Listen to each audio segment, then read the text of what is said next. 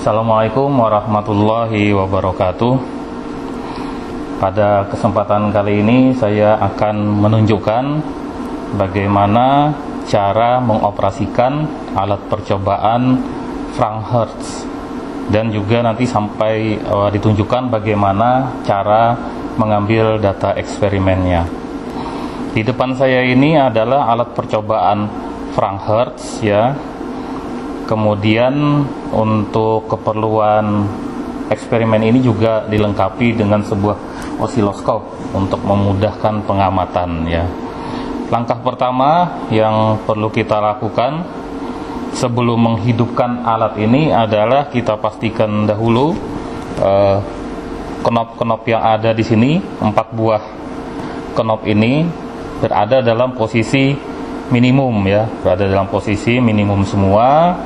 Lalu switch yang ini berada pada posisi manual, switch yang di tengah pada posisi internal, kemudian switch yang sebelah kanan pada posisi meter ya. Ya, ini sekali lagi ini pada posisi manual, ini pada posisi internal, ini pada posisi meter ya. Setelah kita pastikan keempat buah knop ini berada pada posisi minimum, kita nyalakan ya, kita hidupkan alat ini dengan memindahkan posisi saklar off ke posisi on ya, seperti ini. Di sini terlihat indikatornya menyala ya. Langkah berikutnya adalah menyalakan heater ya. Menyalakan heater di sini, menyalakan elemen pemanas ya, menyalakan elemen pemanas yang ada di dalam pesawat Frank Hertz ini ya. Kita putar pengatur tegangannya, kita naikkan sampai posisi tertentu yang kira-kira dirasa cukup, misalnya seperti ini ya. Nah, ini heaternya atau elemen pemanasnya sudah menyala. Elemen pemanas di sini digunakan untuk memanaskan katoda ya, agar elektron-elektron dapat terlepas dari katoda. Langkah selanjutnya adalah mengubah ini, menaikkan pengatur G2K ya. Pengatur tegangan G2K kita naikkan sampai mendekati maksimum ya. Sampai mendekati maksimum, kira-kira hampir 100 volt ya. Hampir 100 volt. Posisinya seperti itu. G2K ini, pengatur G2K adalah pengatur beda potensial antara katoda dengan grid kedua atau kisi kedua ya. Jadi di dalam alat Frank Hertz ini terdapat 2 kisi ya. Selain ada anoda dan katoda, juga terdapat 2 kisi di antara katoda dan anoda tersebut ya. Ada kisi 1 dan kisi 2. Kisi 1 atau grid 1 tandanya G1, kisi 2 itu tandanya G2 atau grid 2. Setelah kita atur maksimum seperti itu, selanjutnya kita atur G1K, yaitu pengatur tegangan antara katoda dengan grid 1 atau kisi 1 ya. Kita putar secukupnya, kira-kira segini. Kemudian kita atur pula pengatur tegangan G2P, yaitu tegangan penghalang ya. Ini tegangan penghalang, yaitu tegangan antara grid 2 atau kisi yang kedua dengan anoda atau pengumpul ya. Anoda disebut juga kolektor atau pengumpul karena fungsinya nanti sebagai pengumpul elektron ya. Kita atur, kita putar ke kanan secukupnya, kira-kira misalnya seperti ini ya. Lalu kemudian kita perhatikan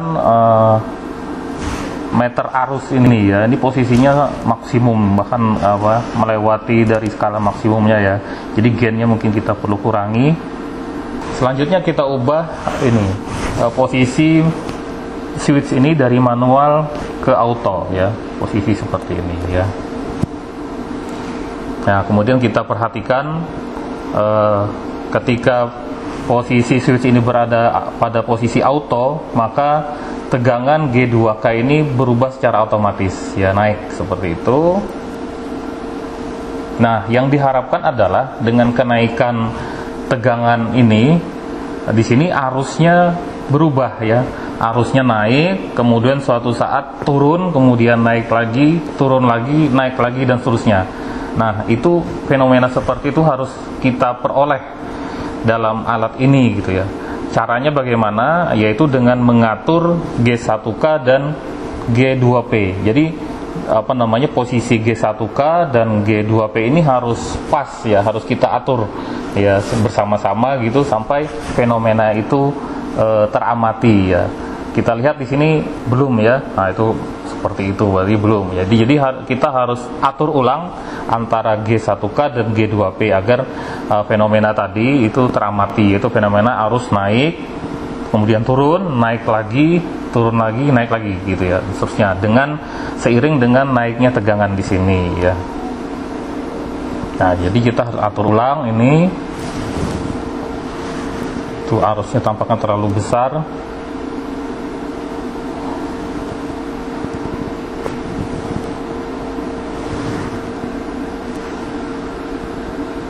Gennya terlalu besar, ya.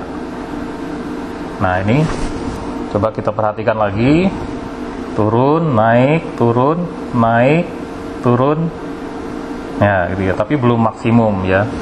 Jadi mungkin kita atur ini, kita kurangi tegangan penghalangnya, kita kurangi,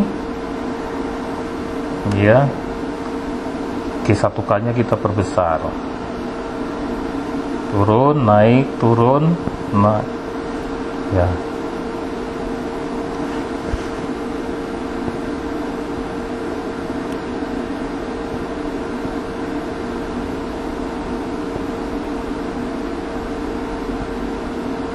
Ya, seperti itu, ya. Nah, itu fenomenanya sudah nampak, walaupun tidak terlalu penurunannya tidak terlalu signifikan, ya. Itu perlu diatur ulang, ya. Kemudian setelah itu kita bisa juga mengamati fenomena tersebut melalui osiloskop, ya. Kemudian osiloskopnya kita nyalakan seperti itu. Lalu posisi internal, ini posisi alat ukur arus, ya. Tadi internal, sekarang kita ubah ke posisi eksternal, yaitu dengan menggunakan osiloskop, ya. Ini juga harus diposisikan ke posisi osiloskop seperti ini. Kita lihat fenomenanya pada osiloskop ini, ya, seperti itu, ya. Dia kembali dari bawah,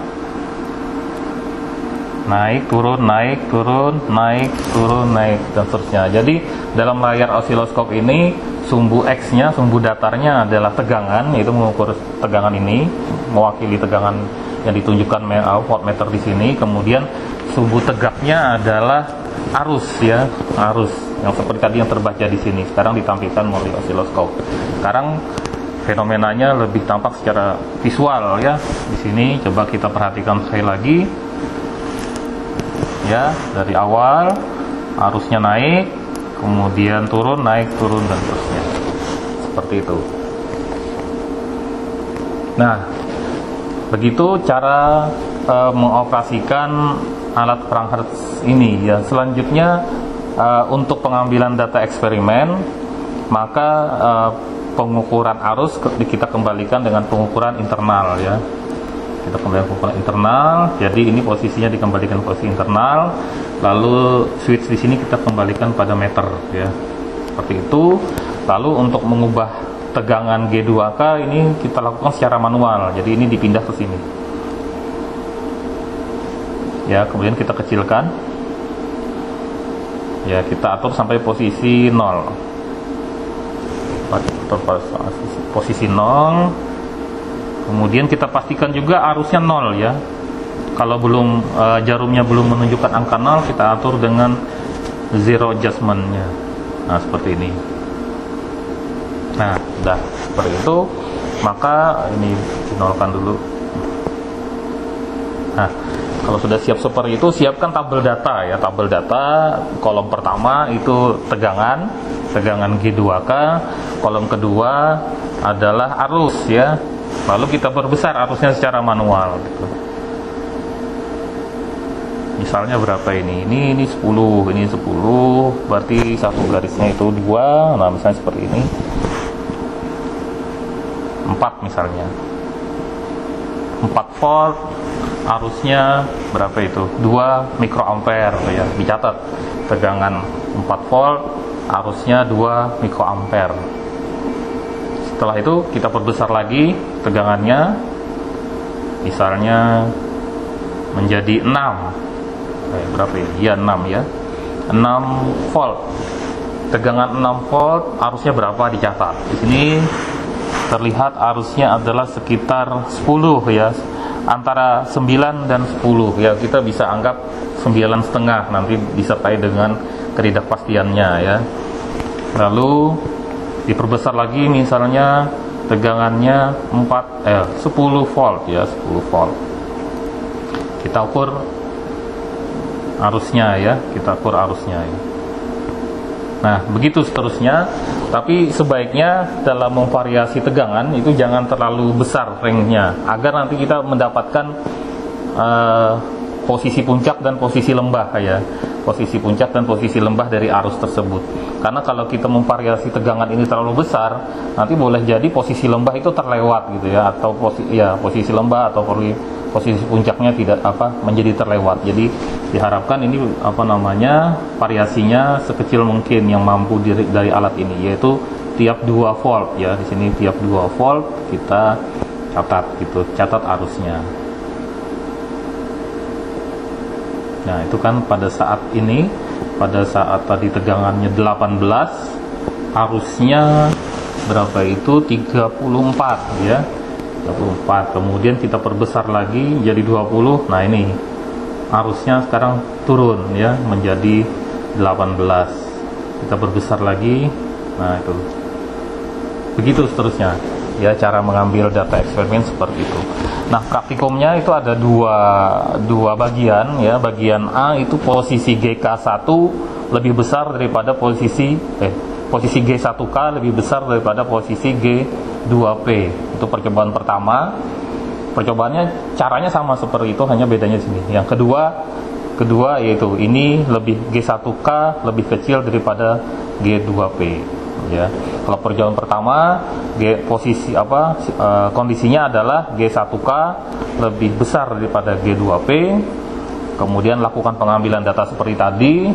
Setelah selesai, maka ini kita ubah G1K sekarang lebih kecil daripada G2P ya. Kalau tadi ini lebih besar, sekarang ini lebih kecil daripada G2P. Kemudian dia lakukan pengambilan data seperti tadi ya. Nah, setelah data itu diperoleh, maka dari data yang ada itu bisa dilakukan analisis sehingga bisa dihitung berapa energi eksitasi ya. Energi eksitasi atom gas yang mengisi tabung perang Hertz yang ada di sini ya. Selain itu bisa juga dihitung besar konstanta Planck ya. Nah, setelah eksperimen selesai, jangan lupa sebelum dimatikan ini tombol atau knob stopnya ini dikembalikan ke posisi minimum ya. Kembalikan ke posisi minimum. Heaternya juga. Setelah itu kita matikan. Demikian yang dapat saya sampaikan tentang cara pengoperasian alat percobaan perang Hertz ini dan bagaimana cara mengambil data eksperimennya. Sekian dari saya, semoga bermanfaat. Terima kasih. Wassalamualaikum warahmatullahi wabarakatuh.